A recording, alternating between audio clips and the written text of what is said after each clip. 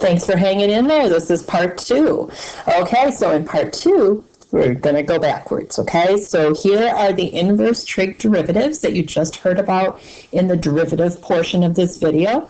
And now we're just going to go backwards, okay? Which seems reasonably straightforward, but of course, just being integration is never fully straightforward. First, the good news. The good news is that we are now going to need to reverse 6 things. Because we have this relationship where, say, inverse tangent and inverse cotangent are only different by a negative sign, we are just going to use the ones that are positive. Like, come on now. So the ones in the orange boxes are the ones that we're going to try to reverse. We are never going to try to reverse and then utilize, arc cosecant. I mean, no. We are just going to deal with the 3 that are positive and put in signs as appropriate, plus and minus signs. So we are not going to use all 6 options. We're going to use the ones that do not have a negative, which is great news. You might notice, this is the result. You might notice here that we did try to be more generalized. So if we look back here at arc sign, you'll notice that in this position there is a 1, whereas when we do the integral, this may not be 1. And that is because we're trying to be more generic, right? And so instead of just having this be, just a simple, singular, one option kind of situation, we tried to make this more generic. And in doing so, that means that the argument of the arcsine, arctan, arcsecant situation is going to be a little more complicated. Now, I will explain through using one example how these formulas came to be. But basically, if you know the derivative version, you should recognize, okay, if I have square root of 1 minus a thing, that's arcsine. If I have no square root sign, that's arctan. And if I have a square root, but also another piece outside of the square root in the denominator that has an x in it, that's arcsecant.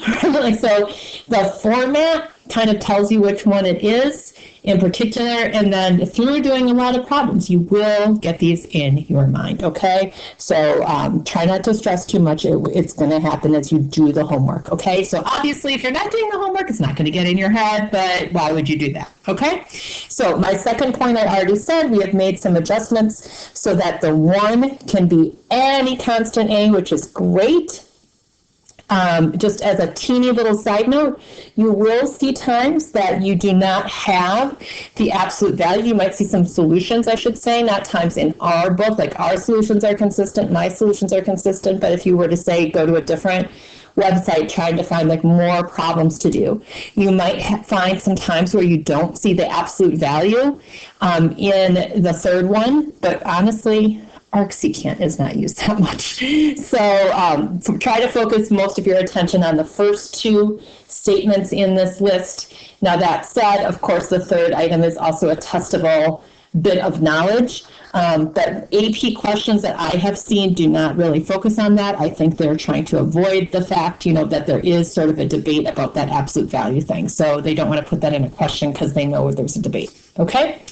All right, so let's look at how that A thing came to be, okay? So if I had something, an integral, that was already in this format,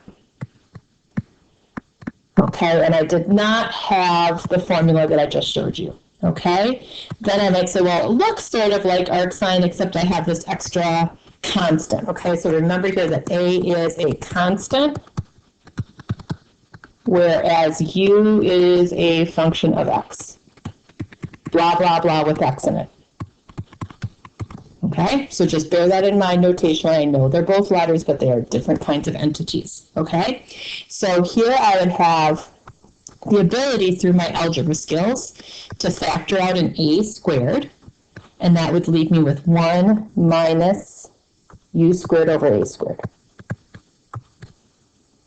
Okay, and then if you think of this as 2 separate square roots, which you can because there's multiplication in between, this is the square root of A squared, and so I could write that part as 1 over A on the L. Just pull that constant through. That's why it was important that it is a constant, okay?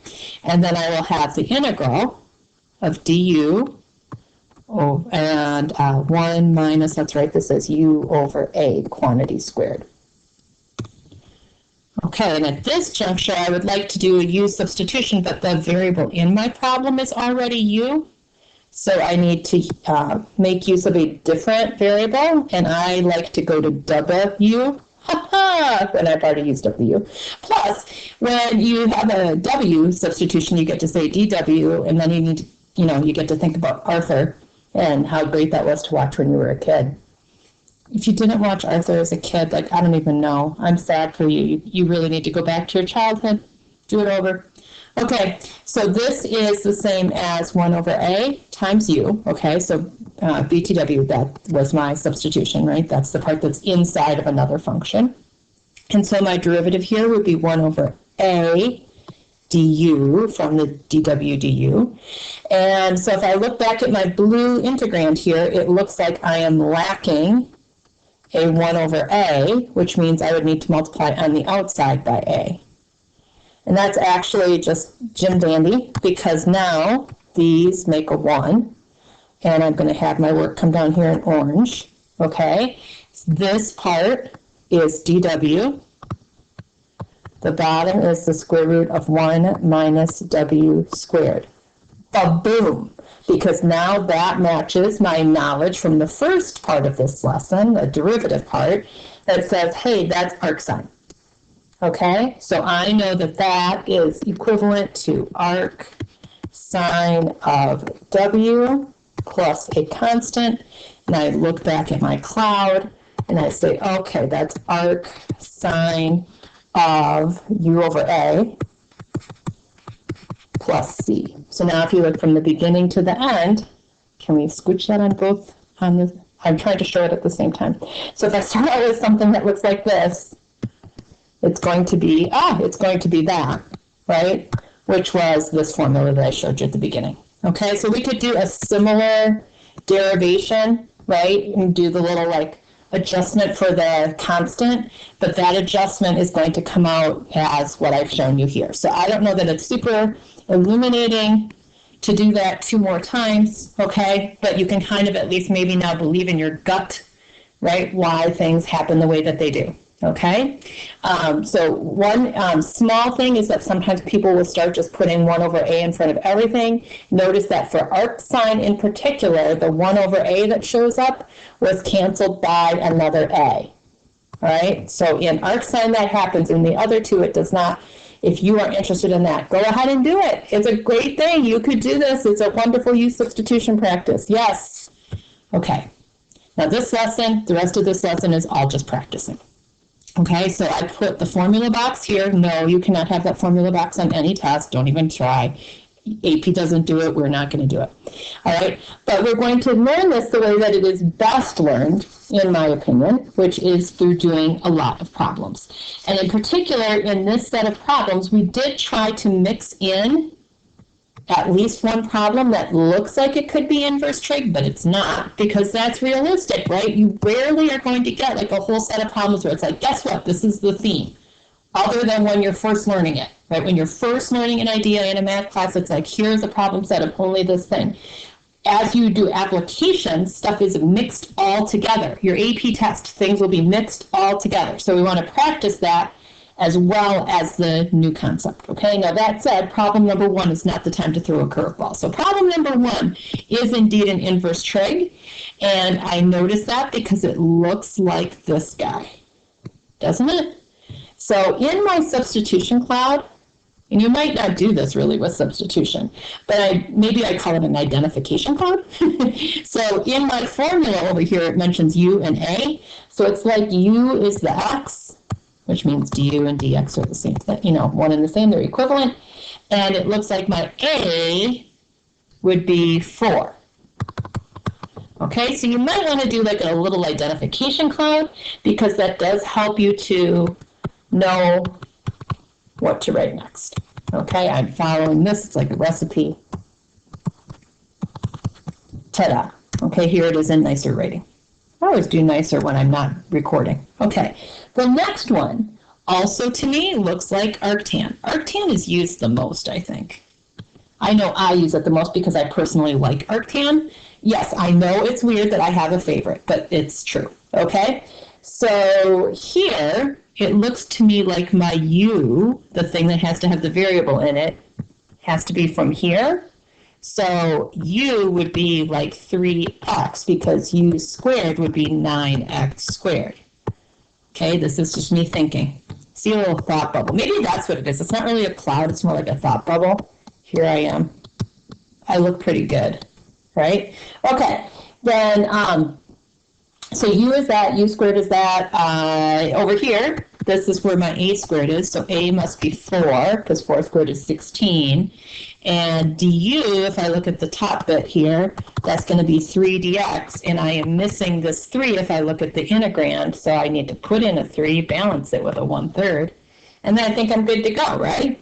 I'd have 1/3, and that's going to carry along, and then this part, the 3, like I could write it like this. Maybe I want to actually do the u substitution. The 3 dx is my du, and then this is like u squared, and the 16 is like a squared, right? And I'm using those, right? So this exactly matches this, so now I'm going to exactly follow that. I'll give you my nice handwriting version. So here's the 1/3 that carried along, and then this is just writing down this formula, right? Using the stuff from the thought bubble. Okay, question 3 gets a little more exciting, okay?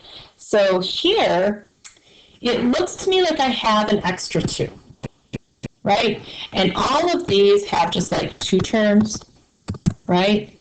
And it's actually, I don't need to worry about those last 2 because clearly I do not have a square root. So again, must be, maybe, I shouldn't say it must be, maybe it's arctan, but I need to get it so it has just like 2 terms. So I'm going to factor out a 2 in the denominator. And then I'm going to do the most sophisticated math of the day. Are you guys ready? Brace yourselves. Okay? The most sophisticated math of the day is that 3 is the same as, oh, don't you know, it doesn't blast your socks right off. 3 is the same as 1 plus 2. That is sophisticated. Sophisticated math right there. Okay? So, why did I do that? I did that because I know my algebra very well. And that part that I just highlighted, oh my gosh, that is so a thing, right, from my algebra life. That's something that factors to something squared. X plus 1, quantity squared, is the same as the highlighted part. Then I have this little 2. Doesn't that make it fit that form just a little bit better? Because this part is the u. A would be square root of 2. Du, well, if I have u equal to x plus 1, du is dx. So there's my du. So I think I'm all set. Yeah?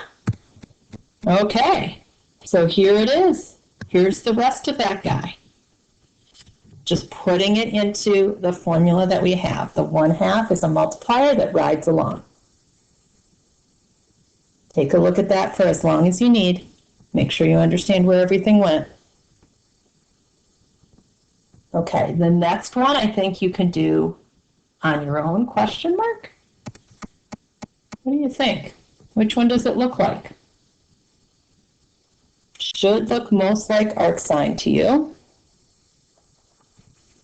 Okay, we need to identify the U and the A, and then go from there, okay? I want you to pause and try it by yourself.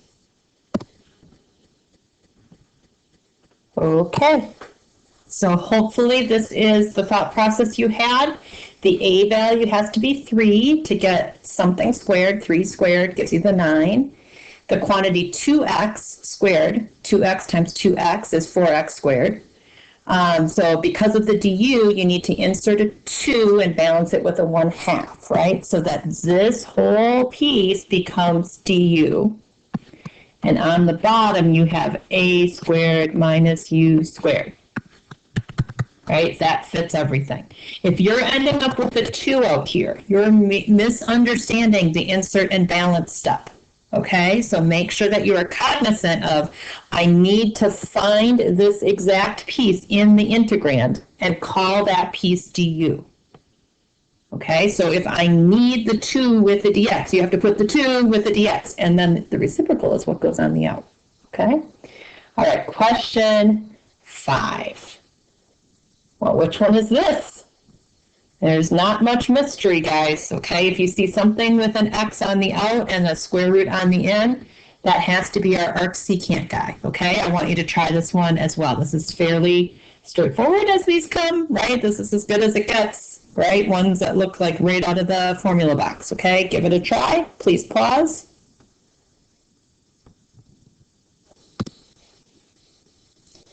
All right, let's see how that turned out. This is what you should have.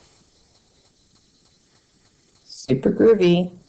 All right, let's take a look at awesome number 6.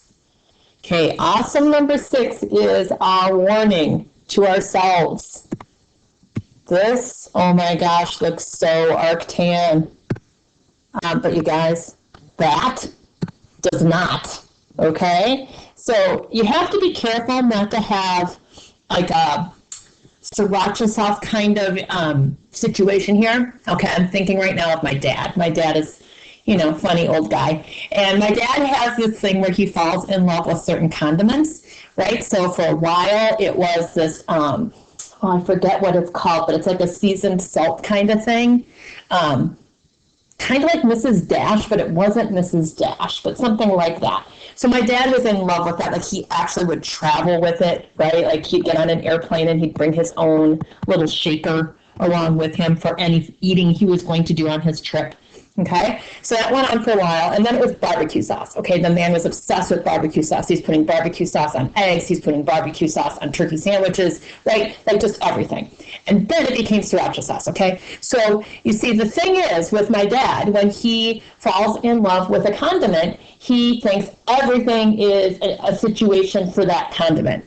And so here's the connection to the math, right? You might become so enamored of these integrals, like you are in love with them, like my dad falls in love with different condiments, and you just think it's great, and you see the x squared plus 1, and because you are in love, you think that that's arctan. Okay, you can't fall in love the way that my dad falls in love with condiments, okay? Just because it has x squared plus 1 does not mean it's arctan. You still have to remember, oh, this is a difference of squares. I know how to factor. But you have to remember the other tools in your tool belt, you know? Like, even if you love the barbecue sauce, Dad, you still sometimes might want to use mustard. You might. And here you go. You get this good old guy, good old power rule, no inverse trig at all. Don't fall in love with the newest method, my friends. Ay, ay, ay. You miss out on power rule. Okay, now these last 3, kind of a doozy, okay? They're kind of a lot. So take a deep breath. If you don't have like a beverage at your side right now, right? Like you need to go get yourself some orange juice or something, like just for a little bit of energy, a little bit of pick-me-up, because these are going to be a lot, okay? Just fair warning, that's all. All right, so starting out, I look at this and I'm thinking arctan, but I remember the cautionary tale. Not everything that looks like arctan in the denominator is arctan. So I look at the top and I see that there's that X there. And that has me a little nervous. So I'm not necessarily sure what it is. It doesn't seem like a factoring thing right away. And then I remember that I can split things up, right? I can take this term and put it with the denominator. And then I could take this part, that subtraction, and put it with the denominator. Okay, that circling just made everything really messy, so let's take that back. But I was just indicating what we're about to do. Okay, so we're going to split this into 2 integrals. Top guy with the denominator, subtraction sign. I could have this 2 right here, but really, thinking ahead-wise, I would rather have that 2 be pulled out. So let's take that guy and put him out as a multiplier right here. Okay? So I just split that out, and that's legal because if I have A over C minus B over C, that is A minus B all over C. So I started out with something that looked more like this, like all smushy together, and I just said, okay, I'm just going to split you up, boom, boom, just like that. Okay, that's what I just did. Okay, I know sometimes the math from 5th grade, which is what that was, right? Just how you subtract fractions. Sometimes that's just really tricky to see in the context of all the other stuff that's going on, okay? Now, I'm going to look at these kind of one at a time. The second part has me pretty excited because look at this. Doesn't that look very arctanish? It does, it totally does. Okay, the other part, I'm still very concerned about that x, and you know what? I actually should have written a dx here too, my bad. Okay. The dx is with everything. So I'm a little concerned about this first guy. I don't think that's arctan because of that x on the top. But I'm going to do a little use substitution cloud just for this guy on the left and say, all right, I am going to have, let's say, w. Okay, I'm going to save the u for the one on the right. So let's say w is x plus 1. Then dw, Arthur's sister, is dx. And that means the x that I have on top, tweak this, x is going to be w minus 1, okay? Because I have to think about how I'm going to represent that part. So now if I make all of that substitution for the first part, okay, then I would have the integral, the x is w minus 1, the dx is dw, and the bottom is w squared plus 4. Okay, so I changed everything in terms of x to being in terms of w. Awesome. Now over on the other half of the question, I have this minus 2. I'm going to have a different little cloud for this guy. And I said I was saving the u to use over here. So over here, u is going to be x plus 1. du is dx. And a is 2, because I'm thinking about using this guy. I think that's what's going on there. Okay, so the 2 is going to hang out. Okay, and then I can actually go ahead and anti-differentiate this already. I'm just using the blue box formula up here. Okay, so I'd have 1 over 2 arctan. It's u over a, x plus 1 over 2, and I'd have a constant of integration. Awesome. So that part's done. So now I just need to maneuver that red part. Now I still don't really know what to do with the red part, but remember how I did that splitting up at the way beginning? I think I'll just do that again. Have w over w squared plus 4, close it with a dw, have minus, and now I have a 1 over that same denominator. Oh, you know what that is? That's another arctan piece, right? Like the one I just did. And then in blue, those equal a 1, so I just have arctan of x plus 1 over 2 plus a constant of integration, okay? Now, this first bit in the purple is just, it's almost this, you guys, right? It's almost a natural log format. Okay, I don't really want to use the u because I'm using that somewhere else in the question. But if I were to just say, hey, look at the bottom, the derivative of the bottom would be on the top if I just had a 2 here. So balance it with a 1/2, and then I think I'm ready to go. This would be 1/2 natural log, absolute value of the denominator, but I don't really need absolute value because squaring the w is going to make it positive, I think. But I guess it wouldn't hurt to use them. Let's go ahead and use them just to make sure we're on the safe side. In case there's something I'm not thinking about, we do have to substitute back in. I haven't remembered that yet. Just did. Okay, and then this part is an arctan again. I have w as my variable, 2 would be my a, so I'd have 1/2 arctan of w over 2, and then I have the blue part coming along. And I can't forget at this point, though this would be the thing I personally would forget very easily, I can't forget to substitute back to my original variable. Right, I get so excited when all of the integration is gone that sometimes I might forget. Okay, this is going to be positive. So if you have the absolute value, that's fine, but it's not absolutely critical. Oh, that's funny, absolutely critical. Hilarious. Oh, and now the tablet's getting weird. Covey, if you're watching this, you should tell me why that happens. Why does the tablet get weird sometimes? Is it because my computer is getting too warm? It kind of is. Like, I was cold before, so I jacked up the heat in my house, and now I've had this tablet folded up for a while. I think that makes the computer get mad at me. Okay, so there's that, and then we could combine these or not, because they are like terms, but that's up to you if you do it or not. I wouldn't, because why? I mean, really. Okay, so that one was fairly obnoxious. 8 and 9 are also on the more challenging side as compared to some of the earlier questions, but I think after going through the gauntlet of 7 with me, I think you can do 8 and 9. Okay, now 8, you might think that you have to split up, but you honestly don't. Because if you look at this inner expression of x squared minus 2x, its derivative is this. And don't you kind of have that? Oh, this is a huge hint. Okay?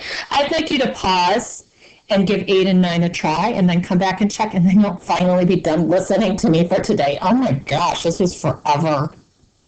Pause. All right, here's your solution to 8. We talked about the 2 and the 1/2.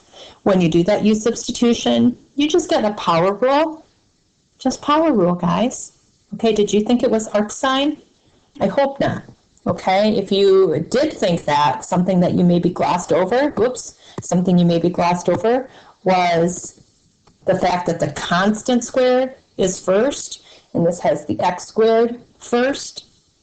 So this maybe is one of those sriracha sauce situations. Okay, it's not all inverse trig. This is just an old U substitution. Just making sure. Okay, now that guy is actually an inverse trig. You can see I've highlighted the arctan that it was. The only thing I needed to adjust was a plus minus because my du gives me a negative that I do not have, so I need to insert a -1 and balance it with a -1 because all I can insert are positive ones. And then I just follow the path, right? Follow what it says. The a value is determined by this, and so my a is 1. So do I have to write this? Of course not, but I'm just trying to make sure you understand where it came from. And that certainly was a math workout. I can't even believe it. That was a lot, okay? Thank you so much for doing all the math with me. Bye.